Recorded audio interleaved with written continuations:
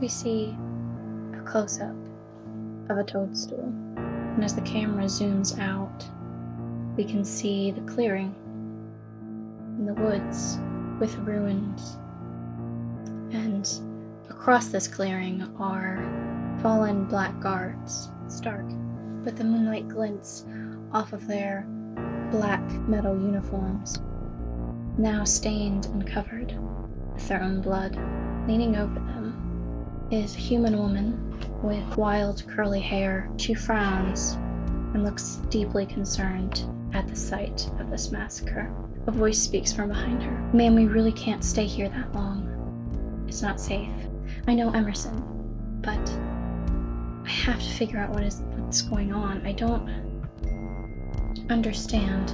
Whatever this thing was that Gwen described to us, I need answers. Unfortunately, I don't think these poor souls here are going to be able to provide them. Are there any signs of these undead goblins anywhere? I don't see them, ma'am, but we really should get going." She leans down once more to the fallen soldier and says, "I'm so sorry, my friend.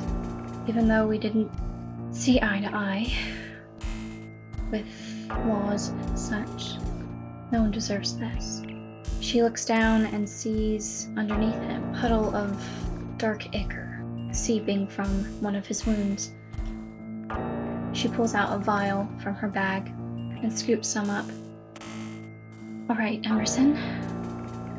I think we can get going now."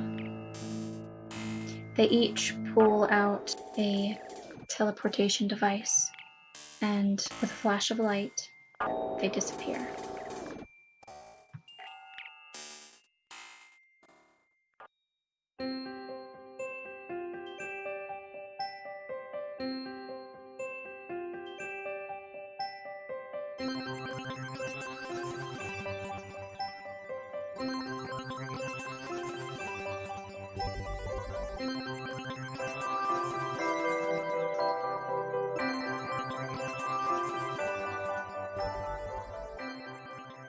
I kind of threw a lot of lore at you guys the last session, so if you guys have any questions or need any clarification or anything before we actually get into the story, I kind of wanted to open it up for that if you guys needed it.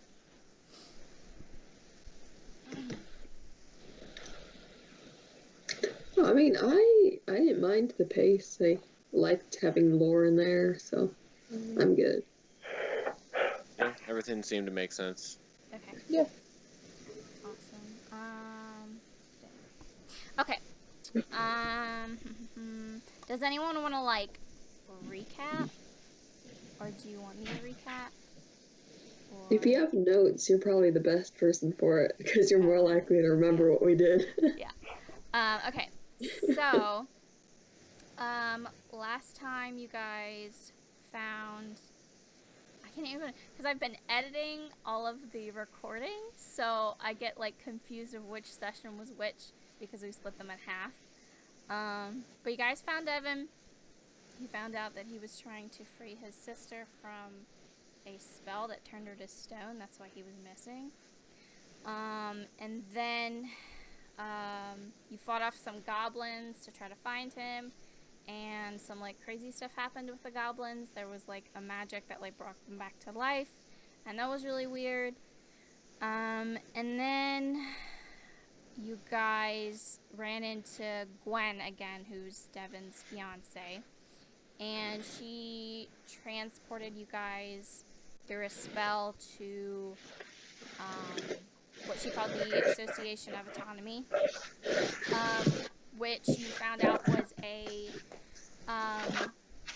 group of people that sort of, they're basically in my head this is how I would describe them.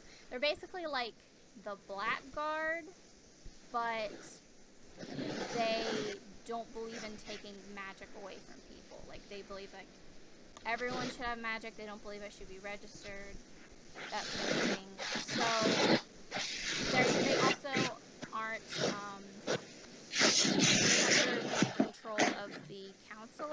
Coalition, which sort of runs the country. You are able to meet the sort of director of the whole thing. Madam Mage is what they call her. And she paid you for the items that you sort of like retrieved that Devin was using to help free his sister. And I think she paid you 1,000 gold, like 500 apiece. Oh, nice. We actually do have money to spend. Yeah. And then she offered you guys a job there to work there as agents to sort of like do like what they do. And then you guys were able to return Devin, and then you each got 50 gold from that job. And I think we stopped with Gwen bringing you back to the association, if I'm correct. It's been like 2 weeks, so. Does that sound about right? Yeah, because we were gonna... Yeah, we went back, returned Devin, and then she brought us back to the association, and that was where we left off. Okay. So you've sort of landed once again in this, like, courtyard area. And, it's just how you remember it being. And sort of meeting you there this time isn't like last time where you had, like, all of the guards and all of the sort of healer people there. This time, in front of you is the White Dragonborn, which you saw before, that you met with Madam Mage. His name is Fitz. I don't know if you guys caught that last time. But he's holding in his hand 2 sort of like big old purse sacks. And he looks at you guys and he looks at Gwen and he says, I am here to meet you. Miss Madam Mage has been a little busy since you left, so I'm here to meet you and pay you. And he sort of hands over the 2 satchels. And he says, this 1,000 gold is for the items that you returned, and then this other sack of 1,000 gold is for a sort of nice bonus for adding to our group here. I know it's kind of late, so I could sort of give you a tour, and then you guys could get settled in, or I can just sort of bring you guys straight to where you'll be staying. That's up to you. What do you guys do? Follow him. Just kind of. Okay. Or head to the wherever we're staying. Okay. And Gwen sort of runs off to check on Dinah, who she sort of left behind, hoping that like maybe she's awake and she can sort of explain what's going on. Hey, wait, so we each get 400 gold? Yes, and then you each also get 50 from the governors from when you returned, when you brought back Devin. So I guess 450 altogether. Math. That's great. So 450 split out between us is, or because you. How much did we get? You got. How much did we get total? Total altogether from the association, you got 2,000 because you got 1,000 for the items that were sort of turned in that Devin had, and then you also got 1,000 as like a join our crusade kind of bonus. Okay. So collectively you have 2,000, but then you each got 50 for the other job. Okay. So if you divide that up, it should be like 450. Okay. So yeah. So you guys like want to take that long rest because I know you sort of like had that fight and you might want to regain spell slots and stuff. Okay. Yeah. That'd be good. Yeah. Okay. So he leads you. Actually, I made a map. Oh, I gotta put this back down. I made a map, and I got this new drawing tablet. So it's gonna be kind of interesting because I wasn't able to like fit everything in the screenshot, but I'm adding it to the Discord chat so you guys can sort of get an idea of the layout of everything. Oh, nice. Okay, so then we're not like asking you Yeah. every 10 minutes. Okay, Yeah. so what was that layout again? So, where you landed is sort of those middle white circles there, and I can also put this, I'll also put this, like, on the Twitter and stuff. Not that we have any listeners yet, but, and he sort of leads you off to the right, to sort of the dormitory area. And these dormitories are really interesting. It's a large building, but it also has 5 trees. Like, it looks like it was built around 5 different trees. So some of the, it's sort of like a standard college dorm. Like, you can think about that way, except there's trees in it. And so some of the rooms actually have, like, a tree trunk and tree branches in it. So he sort of, like, asks, like, if you guys have a preference of where to stay and who's staying with who and that sort of thing. Because they have several rooms that are unoccupied. Elenariel heads straight for the outdoor, as close to outdoors as she can be. Okay.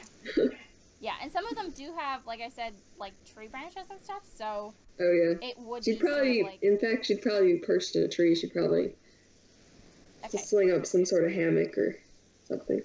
So, like, who wants to bunk with who? Vander is not a fan of sleeping on the ground. So, Understand. He can join Because- Elenariel's tree. because he comes from a treetop kingdom, so. Mm-hmm. Oh, nice. Okay. Guess that does make sense. So I guess that means Elenariel and Vander are bunking together.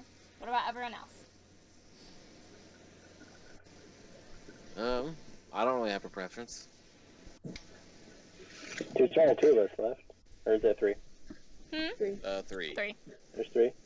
So then we all just staying in the same room, or? I mean, How you big could. are the rooms? How many beds are in the rooms? Sort of. I guess it would just depend on who's bunking with who, because they're unoccupied. They would sort of, like, bring in beds for whoever. Okay. I mean, it doesn't matter to me either way. Yeah, if the rooms can fit 3 beds, then we can all share a room. Yeah. Okay. Cool. Let me jot this down in my notes so I know who's cool with who. Okay. So he sort of drops you off and lets you guys, like, take your long rest. And then he said he'll come back in the morning and sort of give you a tour of the place.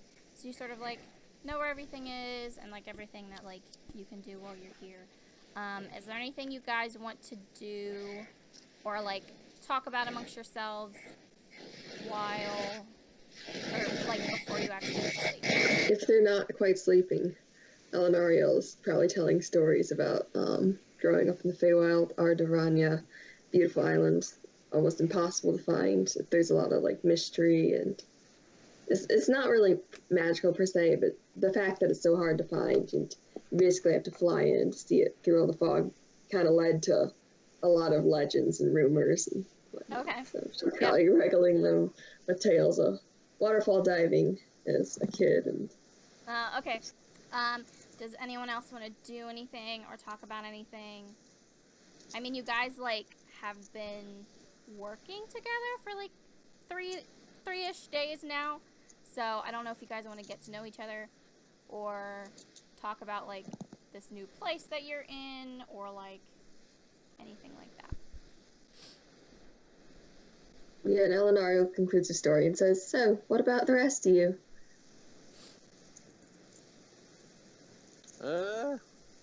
I'm not really from around these parts, so this is all new to me. I haven't been here long myself either, so I'm really just kind of following you guys. Vander's tail sways behind him as he speaks. My sister would have liked it here. She always loved exploring. Rhapsody just kind of, like, fiddles with her rings that she's wearing and doesn't really say anything. Okay.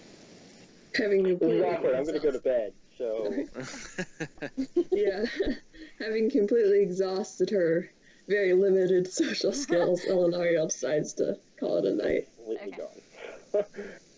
Okay, so you all wake up the next day, sort of refreshed, and I'm assuming some of you slept in the trees that are in the rooms. Yes. Oh Yeah. yes. And you sort of go outside and you meet Fitz again. He says, "Good morning. Good morning. How are you all settling in?" Oh, wonderfully. I said it's just pretty good. That's good. Better than I'm used to, at least. Well, this is a very unique place, you could say. Let's see. The first thing on, and he sort of pulls out a clipboard. Yes. First I have to take you to see Blue once again. I think you met her the other day with Gwed, is that correct? Briefly, yes. Oh, the fairy with the sand golem. Yes. She's pretty great. I'm gonna take you over to her and just sort of outfit you with their sort of standard magical items that all of our agents use here. So yeah, we'll head over that way. So he sort of leads you around sort of like the side and behind the area where you were staying. And he sort of drops you off and he opens the door. And again you see Blue the fairy. And she's sort of doing the same thing. She's sitting on Dune's shoulder while he's sort of mixing things and doing some sort of alchemy sort of things. And she goes, "Hello! It's you once again. Come in. And Fitz sort of like steps out and sort of leaves her to greet you guys and explain everything. She says, "Okay, so here in the association, all of our agents have to have certain magical items to ensure that they can return to us very well speedily if they need to, and we also need to find some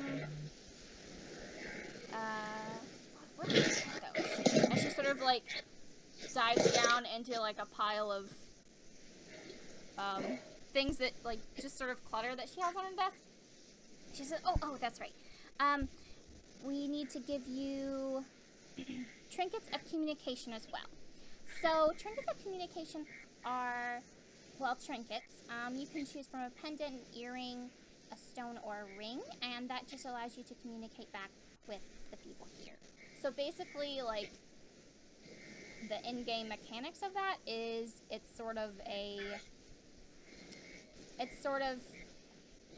because she's an artificer, she's able to like infuse magic into certain items. So she's able to infuse the spell and sort of, I guess, heighten the spell of the spell of sending. So you can like communicate back and forth. So you can choose from a pendant, an earring, a stone, or a ring for that.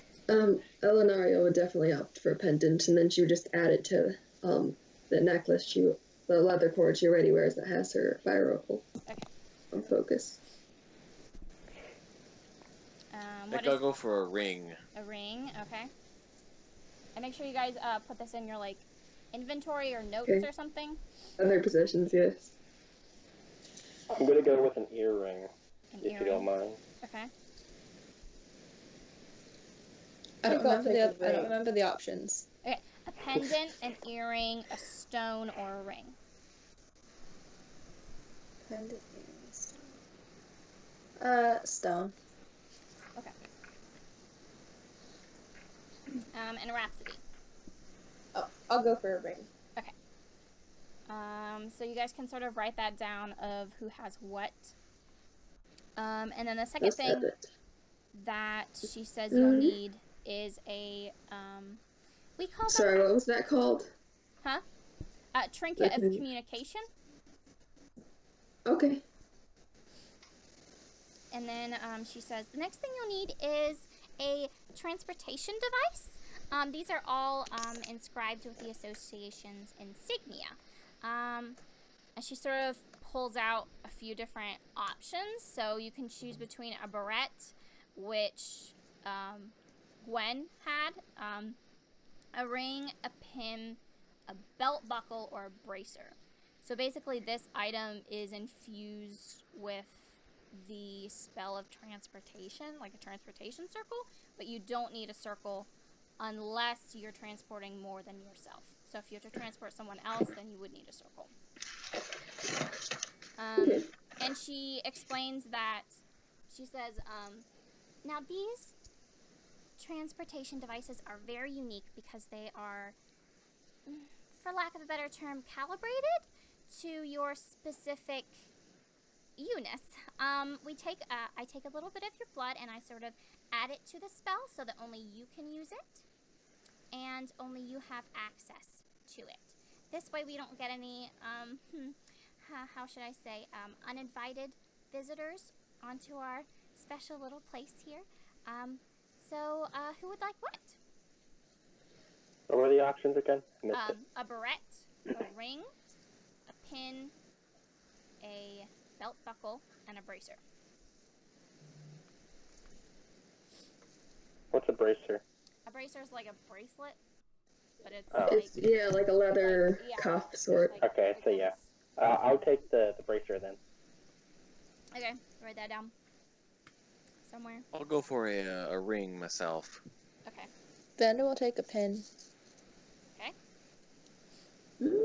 I'm gonna say Elenariel would probably also go for a pin, and then she would just put it on her tunic. Okay. And Rhapsody. I'll go for the bracer, I think. The bracer. Okay.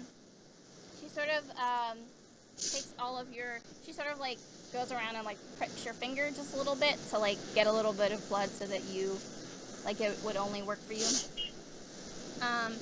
And Rhapsody, as you hold out your hand, she says, "Oh, she sort of turns her hand over with her teeny tiny little hands, and she says, "It looks as though you already have a transportation ring. Where did you get this?" And she's referring to your parents' rings. Rhapsody just kind of looks down at her hand. She goes, those belong to my parents. I don't know where they got them. Oh, interesting. She sort of like cocks her head and looks at them. Would you mind if I held on to one to study it?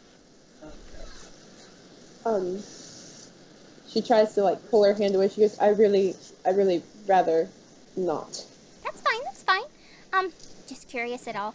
I mean, it even has the association's symbol on it, which I haven't actually showed you guys yet, but I'll put it in the chat.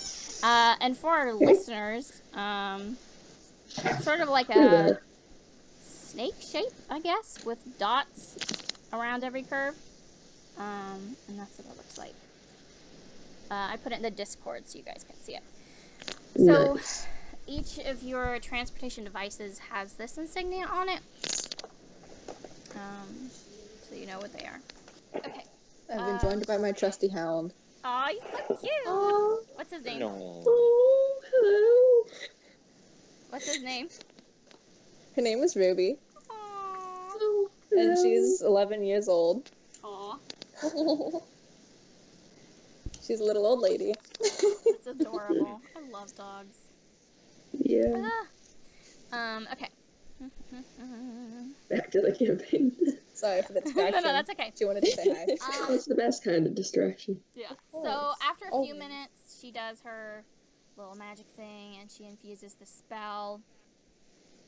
Is there anything you guys want to do while she does this? Because it'll take a few minutes. I heard that we could find magic items for sale somewhere around here. Is that true? Oh, yes. Wally's world is on the other side of campus. And Actually, I think Fitz will take you over there once you're done here. It'll sort of be part of the tour. He has a lot That of would be nice. interesting items in his interesting shop. So I think that'll be really, really fun for you guys. Yuri, was there anything you wanted to do? Because I know we sort of talked about... Okay. Yeah, I'm gonna ask her if I can stay and she can teach me a few things about the artificer that she has proclaimed to be. You want to be an artificer? Oh, that's amazing. Artificing is the best thing ever. I may be a little biased on that. But, sure, you can stop by later today after your tour if you would like, and I can sort of teach you a few things, sort of the beginning of training. That would be great. Thanks. Great. Okay. And she sort of finishes up what she's doing. And she hands you all your items, so your trinkets of communication and your transportation devices. Thank you. Oh, you're very welcome. Aria smiles, immediately threading the pendant onto her necklace and donning the pin. So, Fitz sort of takes you around and shows you different places around campus. I know I showed you guys the map, but I'll sort of just, like, quickly go through the places that they have. So you have, you're at Bluebell's shop, which is sort of, like, in a corner, because, like Gwen said earlier, her experiments can be rather volatile sometimes, so you want it away from the general public. And then there's the main building, which is sort of that dome building where you met Madame Mage before. And then the quad area, which you guys have seen a couple of times now. There's also sort of the commissary, cafe, tavern kind of place where people just sort of like hang out and eat.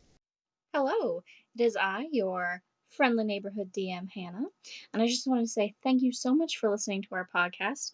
We're all pretty new at this, so the audio is going to be a little funky at the beginning. But hey, if you guys want to follow us, we're on Twitter at Tabletop20.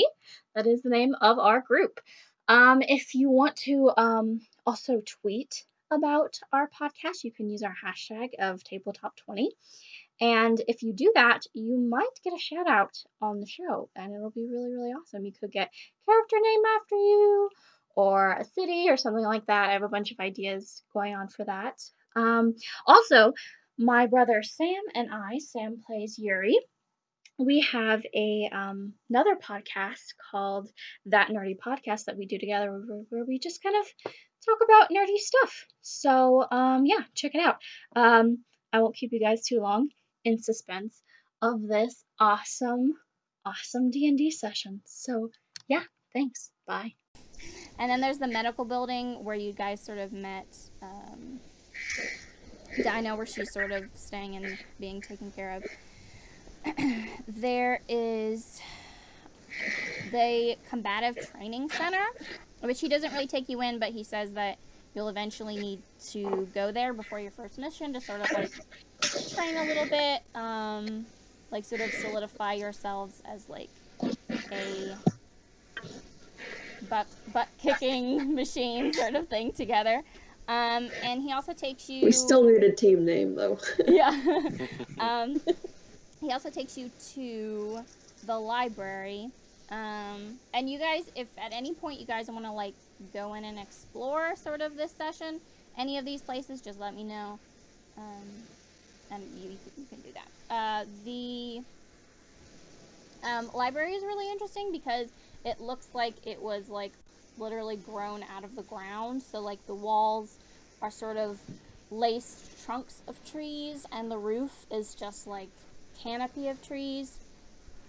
And that's really interesting. And then he doesn't really take you to this next place, but he sort of points to where it is. He says that sort of on the other side of the library in the corner, there's sort of like a cave entrance, I guess you could say, but there's like light coming out of it. And he says that's where, he explains that if you go down there, that's where, like, any families that are on the campus here, that's where they would stay. So they're actually, like, underground, sort of. Because it's safer there, down there. And then he takes you to Wally's world, which he knows you guys will probably want to check out. And then he says, this is the last stop on our tour, so, do you all have any questions about anything? How did you grow the library? I haven't seen a living building like this since leaving the Feywild. Oh, that was Madam Mage. That was actually one of the first buildings on campus, I believe. It was our headquarters for a while until we were able to build the main building up the way. She built it herself. She sort of used some of her magic to sort of grow everything. She's really, really good with wild magic and nature magic and that sort of thing. Any other questions before I let you guys sort of have fun and explore? Okay, well, I guess I will leave you to it. Have a good day, guys. Bye-bye. You as well. And he goes off. Okay, so Wally's world is a building. It sort of looks like imagine Dr. Strange's house. It's like that. And there's like a big old sort of stained glass window on the roof that has like WW on it. And you enter, and it's like the outside looks like Dr. Strange's house, but the inside looks like a store, like a Walmart or something. So you have like these shelves, and you have like a counter for like checkout. And sitting on this counter is a small, sort of anthropomorphic, I guess, blackbird. And she turns to you and she goes, "Hello! Welcome to Wally's world." We were told you could find magic items here. Oh, yes. Wally is great. Wally is great at magic. And she Do you sort of... need that? Sorry, go ahead. Yeah, I want to hear what you had to say. She sort of squawks and pecks at a stone that's sort of inlaid into the countertop, and you hear like a ding sound, and from around one of the corners, he's sort of balding. Well, he's like half elf, so he's sort of human. He's sort of balding a little bit, and he comes around the corner, and he says, hello, come in. What can I help you with? I am Wally, and welcome to Wally's world. I was wondering if you had any items fitting for a druid, Elenariel says. Oh, yes. Many items. Come this way. He sort of takes you down, and these shelves are really interesting because there's nothing, like there's no items on them. There are floating pieces of paper that have different magical item words. And he grabs one off the shelf, and once he grabs it and he holds it for a second, the piece of paper disappears. And in its place is a bag that seems to be made out of leaves. And he holds it out and he says, this is a druid's bag. If I can find it on my list. Well, at any rate, to find out any other information, Elenariel would cast Detect Magic as a ritual to try to figure out what exactly it's definitely magic. Pretty much everything in here is or was made from magic. To find out a little bit more about the magic, I mean. Yeah. It's on the list. If my stupid computer will freaking load. Yeah. Oh yeah, I'm looking at it. Yeah. Cool. So it's a druid's bag. I think it has 2 pocket dimensions. One is a One is to a garden, I think, for like herbs and stuff, and then another one is... Oh, I skipped. Nice. And then one is... where did it go? I can't find it. You can explain it if you want to, Rachel, because my Oh yeah, computer won't it load. says a used bag of holding modified by a druid. Inside the bag there are 2 pocket dimensions, one of a garden with many plants used for components and potions. The other is a library filled with books and other types of materials such as gems, bone, dust, alcohol, clay, iron, phosphorus, and other non-plant-based items. Most of these materials are in bottles with handy labels. A creature can survive and breathe in these 2 pocket dimensions and can enter and exit through the bag.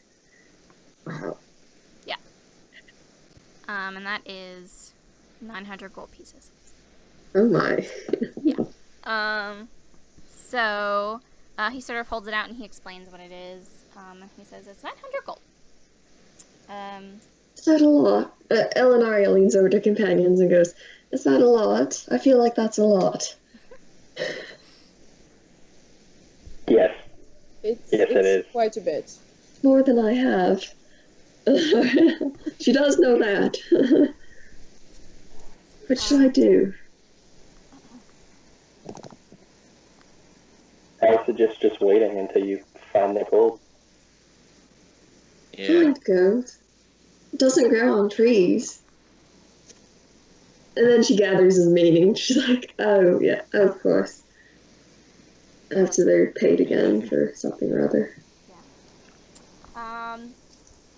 So he And she says, goes up to Wally and she asks, would you be willing to hold this for me? sure, I can hold it, yeah. Thank you. He sort of takes it in his hands. Oh, my computer keeps falling over. He takes it in his hands and he sort of waves his other hand over it and it disappears in a puff of smoke. And he says, it is held. I will only hold it for about a week. So, Right. And then he says, feel free to look around. Cookie at the counter can help you when you're ready to check out, or you can find myself. And he disappears in a puff of smoke. So you guys sort of like have an opportunity to sort of browse around and not really like pull things off the shelves because there's not actual things there, but you can look at like the papers and then the... I'm guessing the papers probably have short descriptions of stuff. Yeah, the papers are basically like the name and what it does. Oh, so like the art, like the Google Doc you sent us. Yeah, and then once you hold the paper for like a couple seconds, the item appears in your hand. So you can actually look at it. So I have a question. Yes. These darts of teleportation, are they like a one-time use, or? Let me see. I didn't wanna think know so. what they are for the people at home. It says it needs a half hour to recharge, so I'm assuming they're reusable. Okay, so they're reusable. Yeah. Yeah, they're reusable. Yeah. You just have to make sure you Oh, pick that's them up cool. again. Nice. So this dart functions in combat like a standard dart, dealing 1d4 piercing damage, but automatically teleports the thrower to where it landed. Each dart has half an hour to recharge. I'm ready to check out. Yuri knows what he We're wants. definitely gonna... I'll walk over to one of the things and point out the bag of holding and say, we're definitely gonna want to use one of these. Yeah. Oh yeah. Very, very useful. So I'm we going- have... Go ahead. So is there it's just the normal bag of holding and then he has the other, I'm just trying to read all of the different bags. Yeah, there's a lot of bags on the picture that I put on there.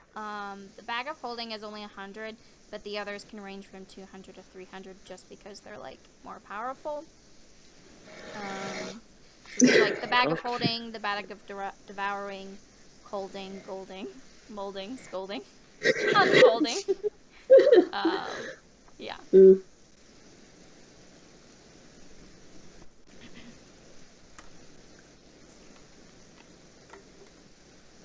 Okay. Is there anything else that anyone was looking at? I was looking at that quiver. Okay. Oh yeah, that is cool. Yeah, I figured I tried Oh, to put nice. something on here that everyone would like sort of gravitate towards. And I will say that there will be like magical items on some of the quests that you guys go on that you can find that you might. Yeah, the only downside of the bag of holding on us was that you can't put live animals inside, which is totally something Aria would do. She would just like stuff a bunch of woodland creatures. Yes. And she's gonna hold out for the druid's bag. Yeah. I'm definitely probably gonna buy the bag of holding though. Okay. That would be good to have. The normal standard one. Okay. Oh yeah, and then don't you have more gear than the rest of us? You have like 100 pounds or something of it, and it basically just weighs 15. Oh wait, no, part of that's your armor. Yeah. Huh? Let me see. At any rate, you're now carrying like 15 pounds. My carrying capacity is 240 pounds, so I'm good for now. Nice. He's a hefty halfling. Yeah. Yeah. I'm chunky. I'm very wide. Yeah. Just like a little tortoise square with armor. Mm-hmm. And if you guys want to, you can try to haggle with Wally to see if you can get something like at a cheaper price or like trade for it or something like that. Elenariel wouldn't. She wouldn't know how to haggle. I was looking at like the vial of moonlit spirits. Okay. Ooh. That's cool. Tis 500 though. Yeah. I mean, you can try to haggle it down because you guys do have like 450, I think, each. So, I mean, but that's up to you. I was gonna say, you have are a high bards, you might charisma. be You able have to more luck persuade than the him. rest of us trying to haggle. Yeah. Yeah. If anyone can haggle him down, it's probably you. Yeah. And was there like an armor smith in this area? In the whatever this is called? There is an armory, so I forgot to say this earlier, but in the dormitory on each floor there's sort of a armory, like a manageable, not very small, but not huge armory on each floor. But there's no like specific like blacksmith or something. Stuff from it. Yeah. Okay. But they do have like different things of armor that you can choose from if you want any. Yeah. All right. I think I will try to haggle the viola. Okay. So you sort of find Wally again, and he says, what can I help you with? Yes, I would like this, but it says it's for 500 gold. Is there any way you could maybe take 400 for it? He sort of strokes his chin and he says, that is a very rare piece. It would go to fine use. Elenariel tries to help. She's an extremely fine violin player. Oh, really? I'm quite good, yes. What price were you thinking? 400. I could do 490. How about 410? 425. 420. I could do that. He sort of shakes your hand. Okay, Thank so you're very welcome. And he goes back to whatever it is he's doing. Let's see. Was there anything else that anyone wanted to get? Or look at? Nope. I'm just waiting. I wanted to get a dart of teleportation and a small bag of holding. Okay. And I'm really eyeing this quiver.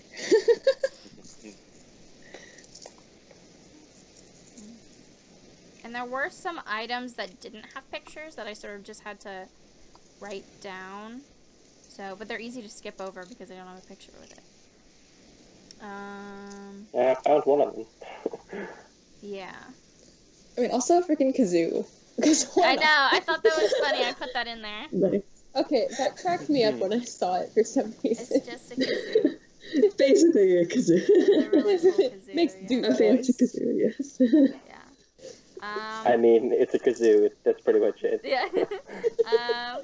Yeah, some of the things that didn't have pictures were the Staff of 1,000 Stings, which is basically like a beehive that you can, like, summon the bees out of to, like, attack your enemies.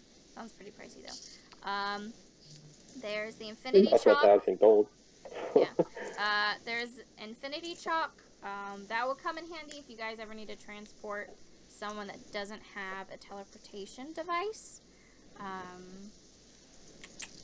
And he has a lot of these in stock because a lot of agents will use them. They have them on hand. You have the Mystery Lockbox, which is literally just a lockbox, but you don't know what's inside. It's a surprise. You don't know. That's 150.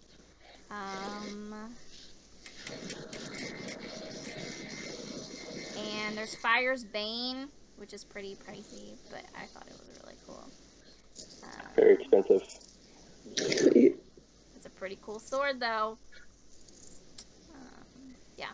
So, my favorite was the Boogie Bomb. What was it? Like, yeah, that was dealing crazy damage. Which one? The Fire's Bane 2d10 gold. That's insane. Yeah. Nice. That's why it's 2,000 gold pieces. Yeah. Yeah. My favorite was the Boogie Bomb. I thought that one was really funny. Oh, goodness. Where you just, like, throw it and they basically has irresistible dance cast on them. So it literally is a boogie bomb. Yeah. And then there's the magical bag of candy. Where, like, if you eat one, you get a roll on the wild magic table and something crazy happens. Yeah, I've seen some of the wild magic stuff. One of it is you're covered in blue feathers and then you sneeze and you have to sneeze off all the blue feathers. Yeah, I think one of them is you turn into a potted plant. It's pretty crazy. I think that would be hilarious. Oh my goodness. The sorcerer I'm playing right now would definitely probably buy those, so. Yeah, so any of those, they don't have pictures, but I thought I should point them out because they're easy to skip over. Yeah, I'm just gonna stick with Druid bag. Yeah. The Trollbane thing, is that a one-handed or a two-handed weapon? I would say it's two-handed since it's like an axe. Yeah, because I just need to see, like, the stats on it, because some weapons can be wielded one or two-handed, so... Oh, the versatile ones, yeah. Yeah. I would say it would be up to you how you want to wield it. I would say if you want to wield it two-handed, it might do, like, maybe more damage, like, add your proficiency bonus or something to it. Well, I think it says 1d12, like, just normal damage, and usually the way it goes, it's, like, one... Instead of a D10, it's a D12, or instead of a D10, it's a D8 for using. Because my Warhammer does 1D10 if I'm wielding it with both hands, but it does 1D8 if I'm just wielding it with one hand. So I was just wondering what type of, if it was like a one-handed or two-handed weapon. That's it. I would say it would probably be either. Okay.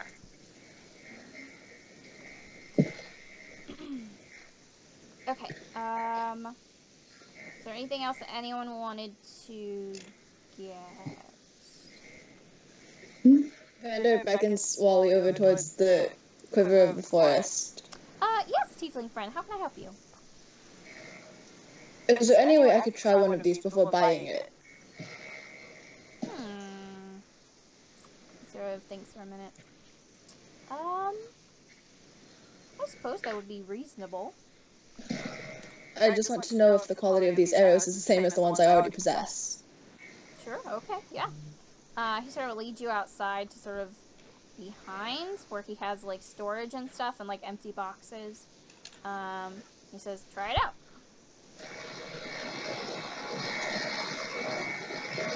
Carefully, Vander takes an arrow, loads it, aiming at a nearby knot in a tree.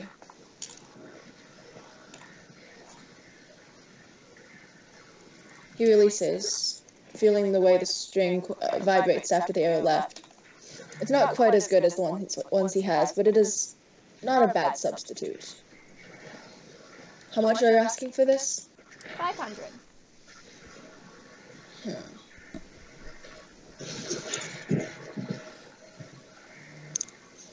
I will give you, at most, 440.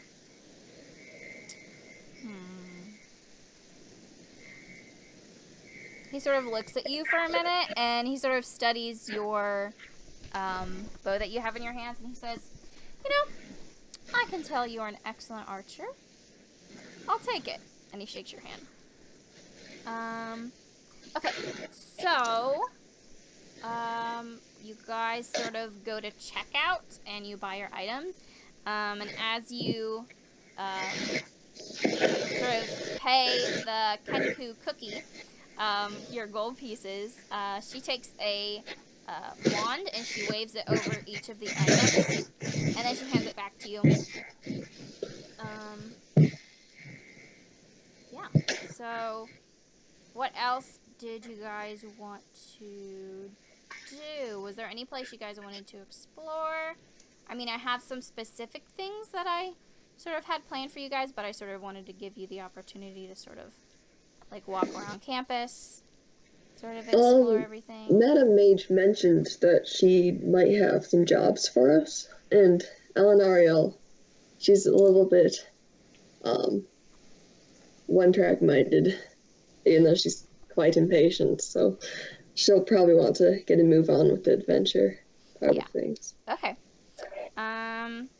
Anyone else want to do anything? I'm good. Okay. So you go to Madam Mage, rather her office. She is not there at the moment, but you do find Fitz again, who's sort of organizing the things that are on her desk for her, which her desk is sort of like a chaotic mess at this point. Like, it was sort of a mess yesterday, and it looks about the same, if not worse. So he's sort of organizing all of her things for her, and he looks up and he says, "Oh, hello, heroes. What can I help you with?" We were looking for possible, jobs and missions that Madam Mage might have for us. She's not here right now. She sort of gives out those things on her own. She has a list of certain information we get from our information agents. But I do know that she did want you guys to at least have one training session in the training building down the way, so that you guys can sort of get a handle on things and just sort of like get better at, I don't know, your jobs. I'm not really a fighter. I'm more of a raider. So, but I think she had something set up for you there. The lady who runs it will have something for you there too. All right. So you guys heading that way? Sure. Yeah. Yeah. Okay. So you head that way, and as you enter, there's sort of like, it's sort of a long building. So you enter through the front door, and it's like sort of a long entryway hallway. Sort of like a movie theater almost, like that sort of like thing. And then there's like 3 or 4 different doors to different rooms. And sitting at a desk sort of right in front of the door is a human woman. She's got short, dark hair. She's got a tattoo on her neck of a rose. And she looks up and she says, "Oh, hello. You must be the new agents, yes?" Yes. Right. Madam Mage had a great thing picked out for you guys. She said you could totally handle it. She said you guys are, like, super powerful. But I guess I'll be the judge of that. I'm Olivia Page. Very nice to meet you. I'm sort of the training instructor here, slash illusionary specialist. And I guess to sort of give you guys a rundown of what I do here, this is the training center. So people come here and they just sort of brush up on their fighting skills, their persuasion skills, that sort of thing. Mostly to sort of keep us under the radar of the Blackguard. And each of these rooms are areas that you can access to do those things. So, let's see. And she sort of picks up a clipboard and searches through it for a minute. And she says, okay, you guys will be in room 2 down this way. And she sort of leaves you guys there at the moment. And she says, okay, let's see. Yes, this'll do nicely. And she sort of, walks in and she grabs a sort of floating gem that's in the center of the room, and the room isn't, like, too big, but it's not, like, it's sort of like the size of, like, a small house, maybe, like, a one-room house. And she picks it up, and she, like, holds her hand over it, and she says, words under her breath, and, then the room changes, and it looks like you're in a town, and, she says, okay, I will leave you guys to it. I think you'll get the hang of it. Good luck. And she leaves the room and shuts the door behind her.